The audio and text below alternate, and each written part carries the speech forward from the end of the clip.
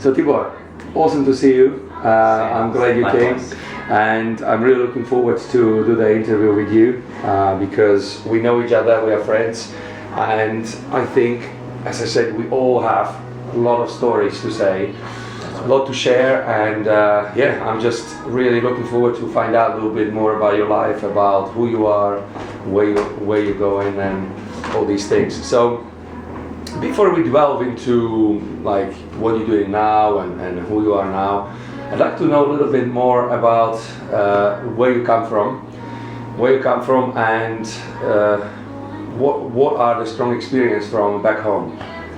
Alright, so first of all, thank you for the opportunity. Okay, you having me here. And where I came from, basically, I'm coming from Slovakia, which is in Eastern Europe, in the middle of the Europe, and it used to be Czechoslovakia. So I was born in Czechoslovakia, similar like you, Yeah. and then it becomes Slovakia later. I live on the border between Slovakia and Hungary, so I'm a mixture. Father is Hungarian, but mother is Slovakian, so I have a bit of mixture, Yeah. big mixture background basically. That's where I'm from. Yeah. And how was it for you being raised there? How was your childhood? Childhood up to the teenage age, it was, I always call it the ideal. I love it. I think up to that teenage, when you're a child and you're still kind of innocent, you know, you don't know the troubles in the life, the childhood is absolutely super perfect. I would never change it for anything. And ironically, I always say that the kids these days could envy us or me, my childhood.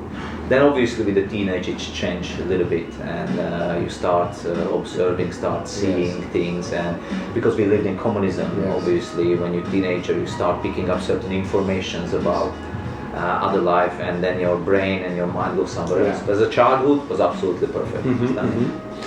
And once you got to the teenage years, what was really important for you in that age? What was really something which kind of interested you and was really important for you? Well, I'm coming from a very small city, and I was always interested in sport. Yes. So my father was a football player. He was always in sport, and kind of I think it stuck on me as well. So since I was a little child, I was always interested in sports. So I did martial arts, I did sports shooting, played football, and all these normal things. So when I became a teenager, the sport was the main thing, main core. Yes. Basically, we're doing sport nearly 24/7. So we wake up, we do sport, we go to sport. I was in a group of people who were sport minded, so the sport was the main thing. Was also your father or your mom into sport, or? My father, yes, my father. He was a football player, very good football player. So that was his main thing.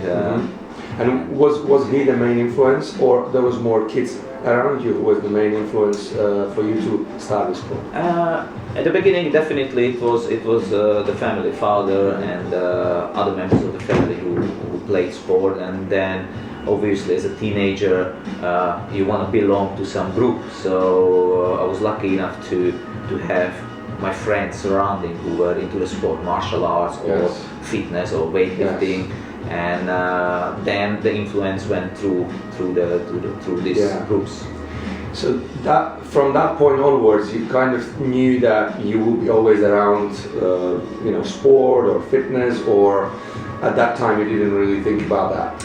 Yeah, I didn't think that that's gonna be my future or my career, but I wasn't thinking. I just like to play sport because I was surrounded with like-minded people, and it felt good. You know, you do sport, you know yourself, and it just you feel good basically. What did it give you? What that sport gave you? If you would mention 2 or 3 things, what were the main things which that sport or that kind of activity gave you? So first of all, you belong to some group. Yes. So belongings, have friends who you can rely on. The second thing is obviously give you a bit of competitiveness. So you want to be competitive. You wanna achieve something. That's why you're doing something. You want to look good, or you want to do extra. You can run extra mile, or basically if you're doing martial arts, you want to be that one that who wins.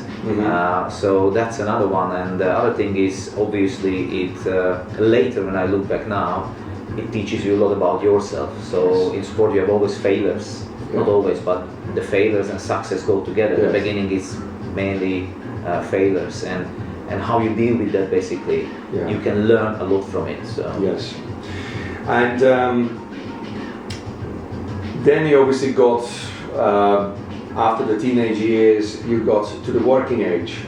How did you transfer from, teenage age where you were, let's say, studying? How did you transfer now you suddenly got to the stage of your life where you need to start working? How did you think about, what should I do? Okay, so again, in that stage I was still doing quite a lot of sport. So I was an instructor that time, so that was a little bit of work, but on top of it I was studying, like you mentioned, and then the work was kind of secondary. So the work was there just to kind of feed my needs, so I could pay for training, I could pay for travel abroad to see and train with somebody, and for my leisure time. So the work that time wasn't the main thing. It was just kind of helping me to feed my needs. Right. And where did you work at that time? Well, I did everything possible, basically. So I did a couple of seasonal jobs in a brick factory. I was delivering newspaper. If there was opportunity, I went to help basically anywhere. And then later, my parents opened a little shop. They had a little hardware and DIY shop, and I was helping there quite a lot. So these are my main jobs, basically. Yes.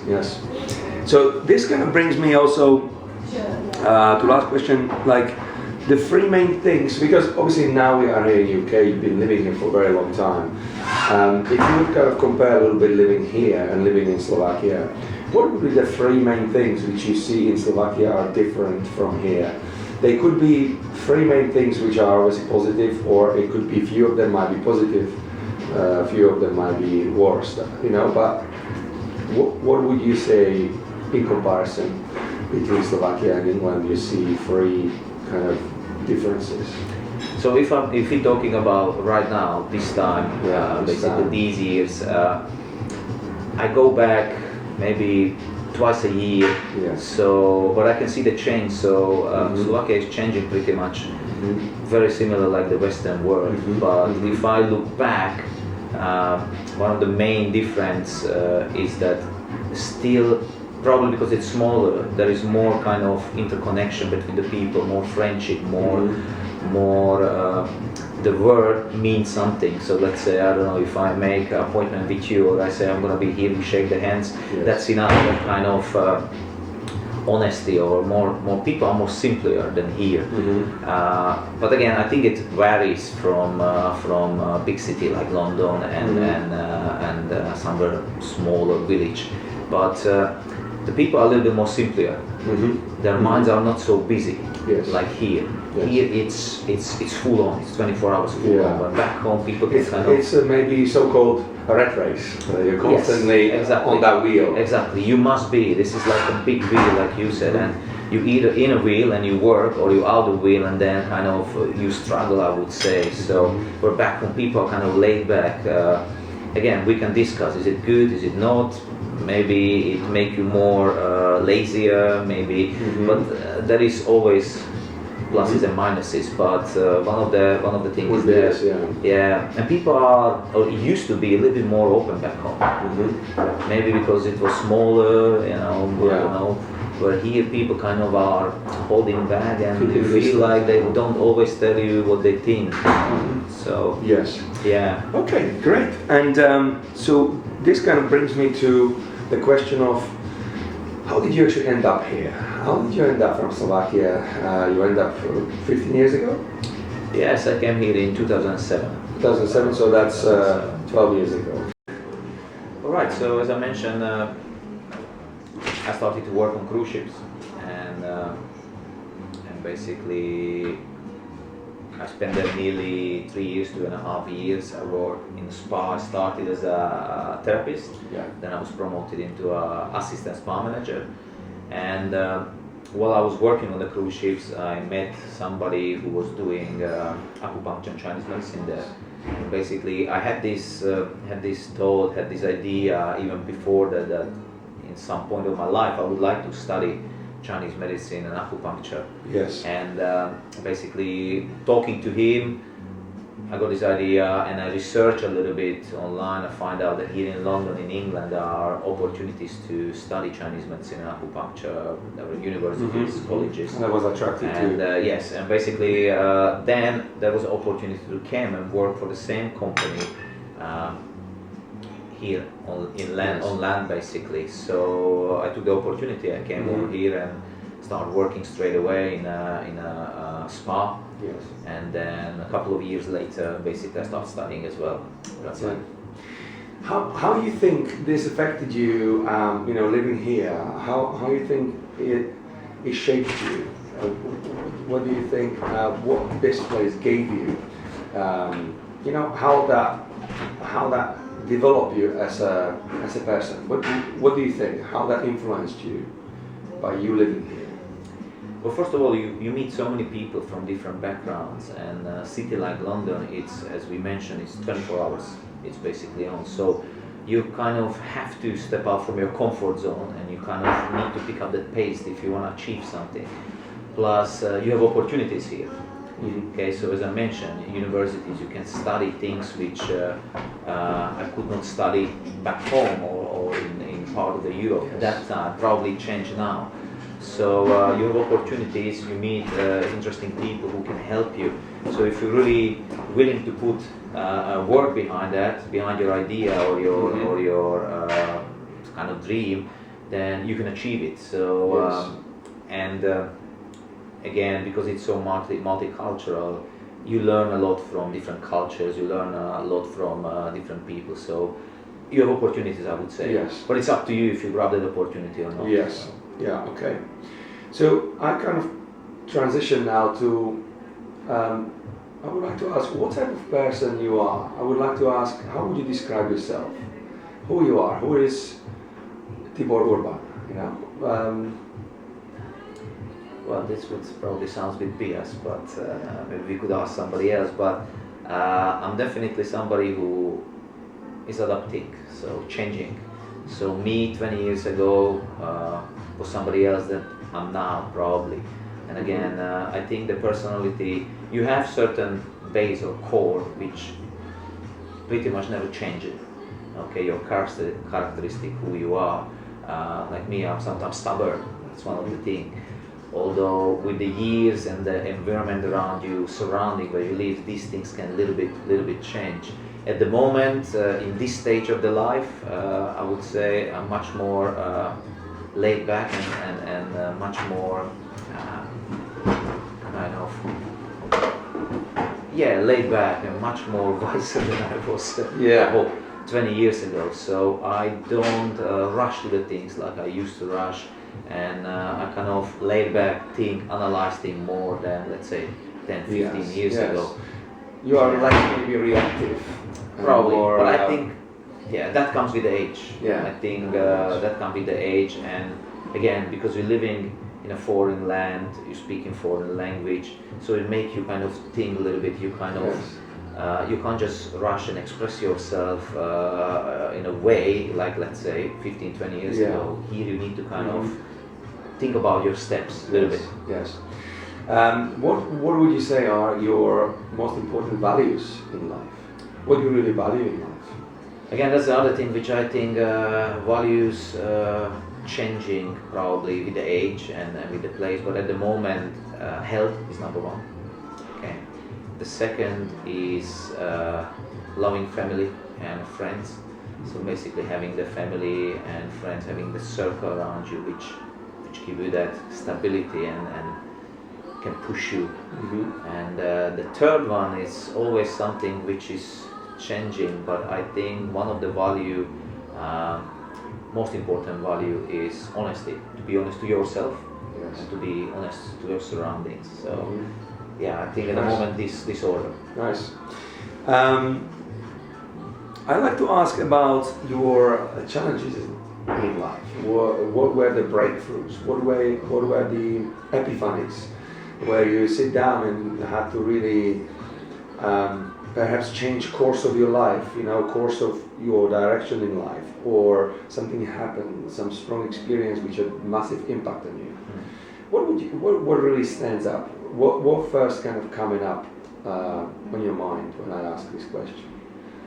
I think the one of the biggest challenge and the challenge which probably shaped my life was when I left home.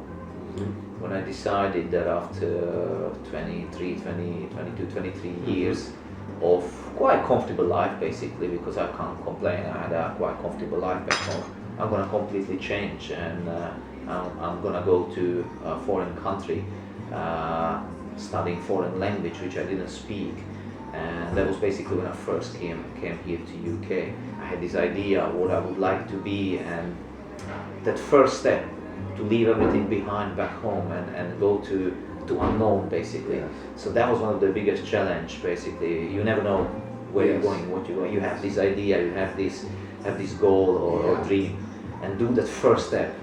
And I think that's the most difficult in life for everybody, to do that first step. How did you manage to do that first step?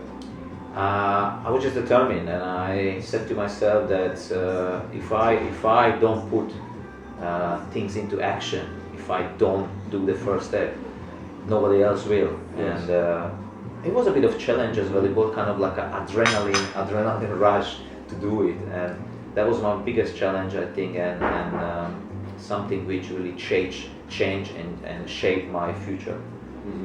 Yeah. This is interesting. And what other challenge that would be? Because that's the first one when you started to travel. What about from that moment onwards? Was there anything else which really influenced you, shaped you, or impacted you in some way? Because from that moment, we would say that that's another 15 years of your life. Was there anything similar or anything really different but really impactful? I would say from that first step, it was nearly every day. Every day there was a challenge. First was a challenge to study language. Second challenge was basically meet other people, new job. Prove yourself. So I would say since that day, every day up to today, there is every day some challenge, basically. I wouldn't say there was anything particular which would kind of which would be there, standing there. But nothing is really kind of standing. not really. From there, it was every day was challenge, and once I achieved it, it was it, basically. So Okay. I Nothing wouldn't really point standing up. anything Okay. standing up. Every day is a Nothing little kind of really dramatic or something like that. It was Not yet. Yes. Luckily, not yet. yes, So good. Now, tell me, where are you heading now? Where is it? Where is it now? Where is Tibor in way of thinking? Where is your vision now? What are you trying to achieve? Where you want to get? So, as you know, basically, I graduated in 2016 from Chinese medicine and acupuncture from university, and I'm trying to now build my business, build the clientele, and since I was a teenager, I always inclined to kind of Western philosophy through martial arts and all these things, and basically now my goal, or I'm heading basically to the direction of be a successful, I can't say acupuncturist, that sounds bad, but successful practitioner of alternative medicine, if you could put it that way. And how would you like to go about it? What, how would you like to achieve it? Would you like to work with someone? Would you like to work for someone? Would you like to work on your own? If we were talking about ideal place, where you would like to see yourself, if you close your eyes and you would like to see that ideal place in terms of work, how that would look like? So definitely have my own practice. I would like to have my own clinic, working together with a couple of other professionals, basically, and kind of giving a good service to people. Yes. So again, a clinic would be something where I would have different therapists doing different things. I would be one of them. So somewhere, a place where people could come in and get the help what they need, Nice. or get the service Yes. what they need. And this would be in London, or Slovakia, or? That's a good question. I mean, in London, here in England, you have opportunities, but it could be back home as well. Because I'm just trying to connect it with, let's say you have family. Yeah. Would you want to stay here and have that clinic here, or would you want to raise your family somewhere else? Raising family, that's a good question. I think it's always a family matter. So as long as family is happy here, would stay here.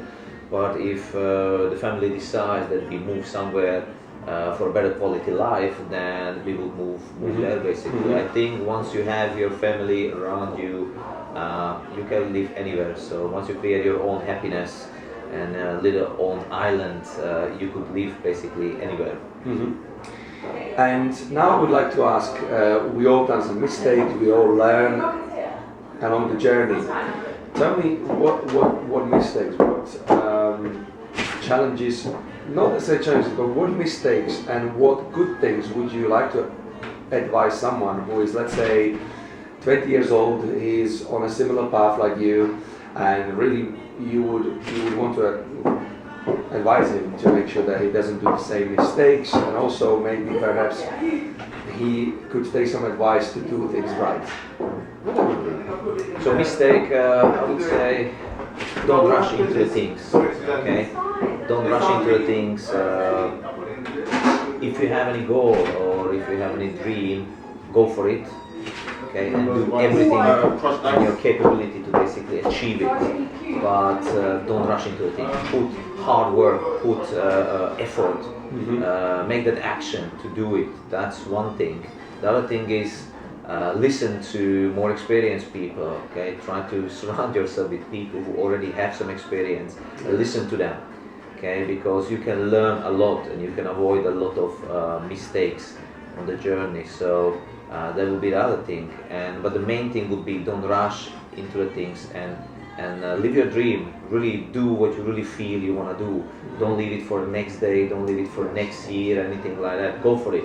Even a small step can bring you closer to your goal or to your dream. So you would basically encourage people to try out even though they fail? Definitely, but failure is very important. Without failure, I don't think there is a success. Because if you don't fail, you don't know what success is basically. You need to feel that failure to understand what is success. Okay, the same like you don't appreciate your health until you have any medical issue or any problem, Yes. So the failure must be there, and don't be afraid of the failure. They will come. Okay, Yeah. take it as a challenge. Learn from it. Try to turn it into your favor. So, yeah. Nice. I would say. Nice. Now, I would like to know what type of message, if you would have to pick one message. Let's say you have this massive billboard where the whole world can see that message. It's your message, which for you is very important for people to know. Perhaps you can even frame it for today's society, where we are in 2019, in the middle of 2019. What would be the message? It could be a message in regards to where the culture is right now, or where we are as a humankind, but it could be also a general message maybe towards life, towards progress in life. Whatever it is, what would be the message which you would like to for people to see and really follow, really acknowledge? That's a very complex question, actually, and you could have two messages for two different things, one for life, one for perhaps society right now. So for life, definitely, I would say follow your dreams, follow your goals. Again, dreams sometimes can be a bit tricky because you can have dreams, daydreaming about things which are not really realistic. But if you feel something deep inside in your heart, you want to do something, you want to achieve something, go for it. Don't let anybody tell you that you can't or you should not or anything. Try to achieve it. But saying this one, it is important that you're honest to yourself, and you can say that this is something which really is achievable, and it has a purpose. Because if you're dreaming about something just because you had a dream tonight, that wouldn't work. So live your life fully, have your dream, and go after that. Definitely go after that. And the other question you said, in society? Yeah, for today, for example, what would you say? Let's say you probably a little bit follow what society we're living in, whether in Western culture or, and based on that, we are 2019. You know the current affairs, what's happening in the world. Is there anything which you would like to say? Perhaps a reminder or something which you would like to remind society, or remind the humankind of something? Is there any message you would like to send them? Honesty would be one thing. You need to be really honest with people. Tell the people what you have on your mind and on your heart, but don't try. I think the problem these days is that people are holding back what they want to say because they're afraid that whatever we say these days, people can turn it straight to negative. Negativity is everywhere around us. And we're trying to always be negative, always trying to find that negative factor or something because it sells well, that's the headlines of everything. So kind of talk about the problems, be honest with people. That's one thing. The other thing is be kind to people as well. Kindness is very important because we have a lot of negative forces and a lot of bad things happening around us, which I think a lot of time is artificially artificially stirred up, or a little bit stirred up, like you said, a little bit. So be honest, be kind to people, and people can appreciate it. I believe still that people are good inside. We just somehow we're forgetting the kindness and the honesty, and I'm missing it. I'm really missing it these days from people. So be kind and be honest. Nice.